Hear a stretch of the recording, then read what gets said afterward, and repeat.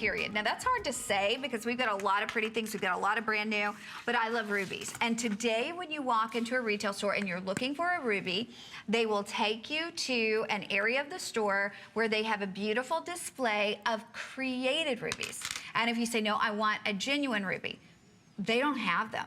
They just don't have them. If you know what's going on with the state of affair of rubies, you understand that today's ruby is not the ruby that, you know, it's not the ruby market that we knew 20 years ago.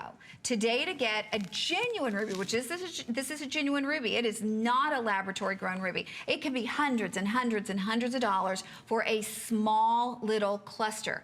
Always solitaires are more valuable than little tiny clusters. This is a big, bold solitaire. I gotta tell you about the ring really quickly. Appraised at almost $300. We did this at $189. At this point, I have 5 through 11 available.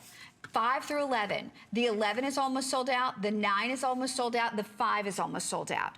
We took $50 off, and even at that $189 price, this was one of those opportunistic pieces where our buyer happened to be in the right place at the right time. There was actually a stone house that had put these together for one of the most expensive jewelry stores in America, and for whatever reason there was something that, you know, with the purchase order, something happened. We were able to get these, and it was a one-time only opportunity. The matching earring is almost gone. We took $50 off the matching earring, so it is a first come first serve. And you got to think, as I said before, one of the most treasured and coveted gemstones in the whole world. I mean, when you think of your precious gems, your emeralds, your rubies, your sapphires, and even all things considered with ruby versus a diamond or ruby versus a tanzanite, depending on the quality and the size of the ruby, is always going to be more expensive. Always going to be more expensive and more valuable and more sought after. And today, we're not just giving you a ruby, a genuine ruby, by the way, not lab created. We're giving you that halo effect of the black spinel surrounding it. So you have that beautiful contrast of the sharpness and the depth of color of the black with that bright, beautiful, they call it pigeon blood red ruby. It is that perfect shade, the one that you want. And if you, ladies, if this is your birthstone, or if you've dreamed of having a ruby and you don't have one, I can tell you from being in the jewelry industry 20 years, the opportunity to get a ruby solitaire that looks like this. And when I say looks like this, I want to show you. Look at that color. It looks phenomenal. Look, you know, with your shirt behind it, and you see the fuchsia of Connie's shirt, but then you see the pure red, that pigeon blood, gorgeous red.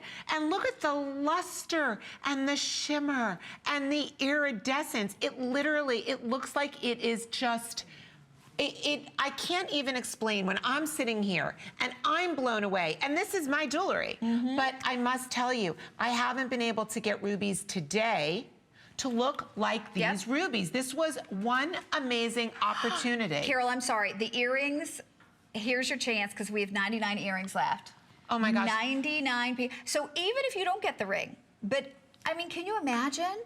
That's what dreams are made of, to have ruby earrings like this. Ruby studs. How many people do you know, Connie, that have ruby stud earrings? I don't own ruby studs. Now, this is the studs are 2 carats each, the equivalent of 2 carats each. Your solitaire ring is a 2-carat ruby in a halo, a princess halo of micro pave set black spinel in 14-carat yellow gold vermeil.